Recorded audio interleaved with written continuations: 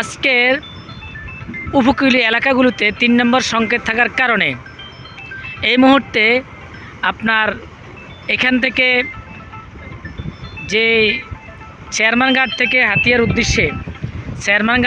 হাতিয়ার উদ্দেশ্যে যে সমস্ত চিটাগ স্প্রিংবোট এবং ফেরি ছেড়ে যাওয়ার কথা ছিল, কিন্তু তা আজকে যেতে পারেনি। তার কারণ হচ্ছে এই যে উপকূলীয় এলাকাগুলোতে নদী উত্তাল, নদী খুব গরম, এবং এই নদী গরমের কারণে প্রশাসন তার সব কিছুকে, অর্থাৎ 3 নম্বর সংকেত থাকার কারণে, 3 নম্বর সিগন্যাল থাকার কারণে প্রশাসন সব কিছুকে বন্ধ করে দিয়েছে। কারণ হাতিয়ার মানুষ চেয়ারম্যানঘাট থেকে হাতিয়ার উদ্দেশ্যে যেতে হলে মানুষ তাদের জীবনের ঝুঁকি নিয়ে এই নদী পার হতে হয়।